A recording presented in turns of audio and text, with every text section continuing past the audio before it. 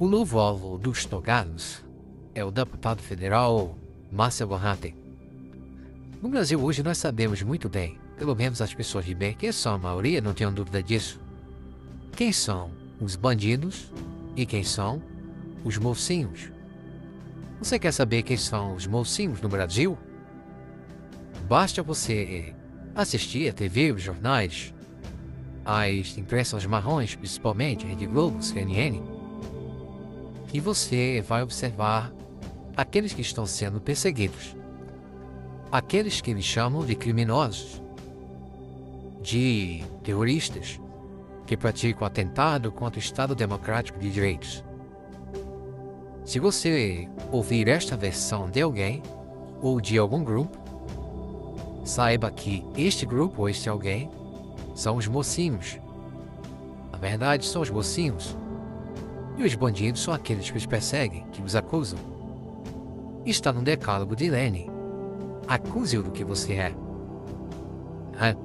Além de outros itens como desarmar a população, causar caos na economia e promiscuidade na juventude.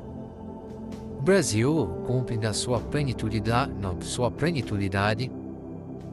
o decálogo de Lenin. O Márcio Van, todos sabemos que é um forte candidato a senador da República, ou seja, candidato a um plenário que, em tese, é o plenário que é responsável pelo controle do judiciário. É onde é votado o impeachment de ministro da Suprema Corte.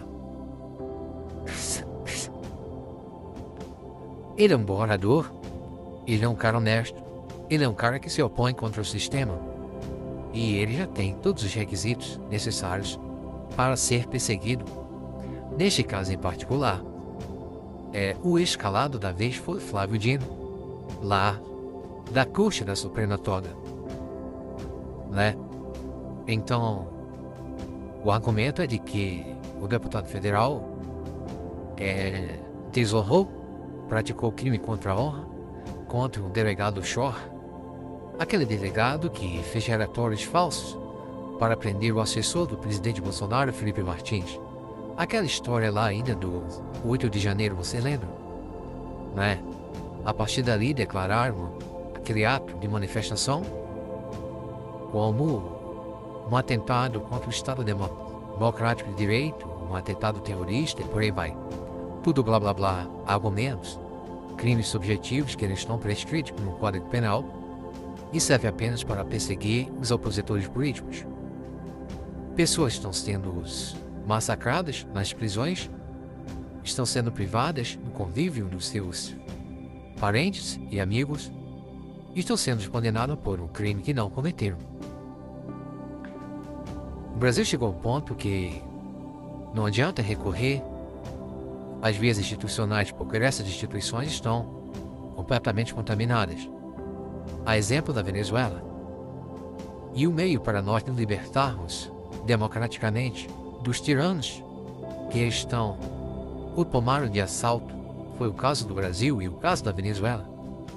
A forma de nós nos libertarmos seria, do ponto de vista institucional, seria as eleições. Portanto, as eleições, para as eleições, estabelecer um tribunal, na Venezuela, o Tribunal Nacional Eleitoral, e aqui o Tribunal Superior Eleitoral, que foi completamente aparelhado também, e essas próprias instituições são responsáveis pela prática de crimes contra a soberania nacional, uma vez negam transparência e publicidade nos pleitos eleitorais.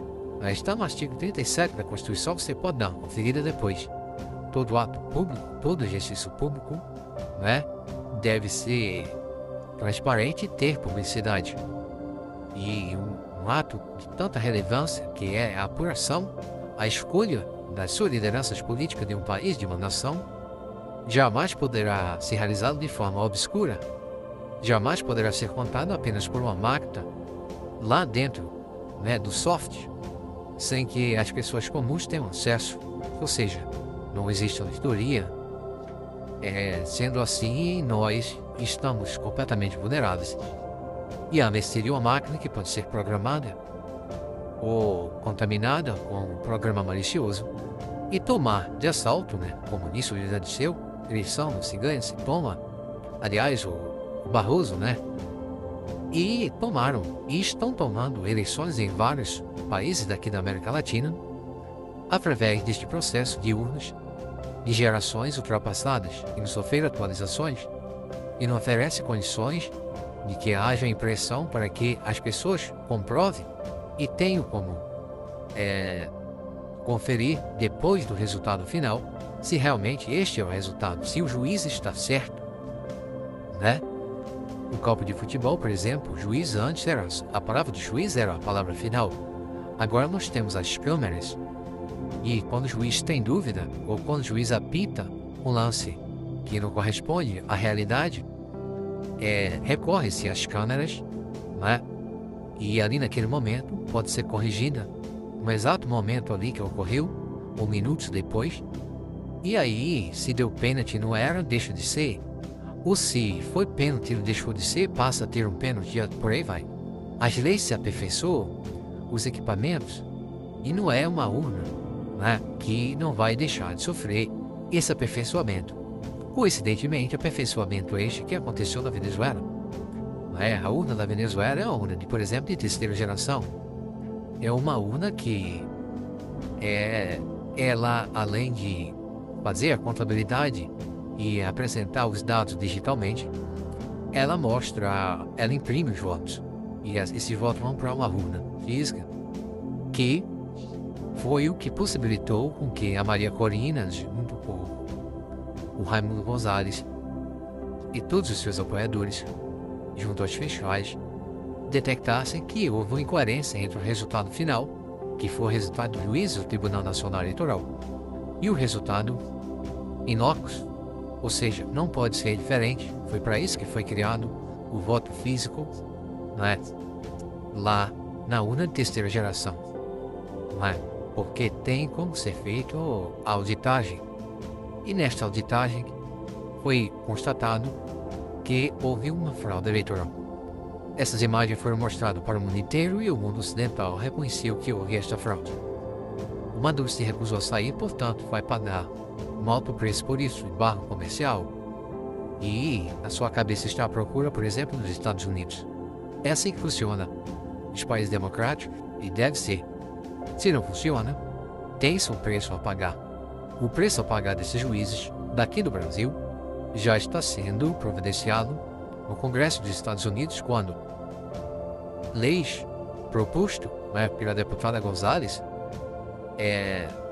aliás, a deputada Salazar, para caçar o visto de todos os juízes da Suprema Corte do país por este regime de tirania que tem implantado aqui, implantando a censura, punindo pessoas de bem, como por exemplo Elon Musk, né, nos Estados Unidos, e cidadãos americanos, cidadãos estrangeiros aqui no Brasil, empresas americanas sendo tributadas injustamente. É claro que está afrontando os tratados internacionais também, e o caso pode ser levado para o Tribunal Internacional. Por que não? Isso seria melhor, né, serem condenados a pena mais severos, além de perder os seus vistos e seus bens que estão nos Estados Unidos, não é? Enfim, pessoal, aí a constatação que se chega de que o Brasil chegou ao momento da quebra da Bastilha, da grande revolução, do momento em que o povo se sente sozinho e que não pode confiar mais no Estado, porque o Estado se comporta de forma tirana e não respeita a vontade soberana do povo. Então o povo não tem mais a quem recorrer, ao legislativo, quem não o representa, nem ao judiciário, que é a tirania tem peso, e o chefe do Poder Executivo, que foi colocado pelas lideranças do Poder Judiciário de forma obscura. Então a quem recorrer, senão uma desobediência civil generalizada, diga como disser, pode chamar de uma revolução. Essa revolução não necessariamente armada, mas uma revolução pacífica, né? Talvez uma paralisação geral, uma desobediência civil generalizada. É para aí que está indo o nosso Brasil. Forte abraço a todos.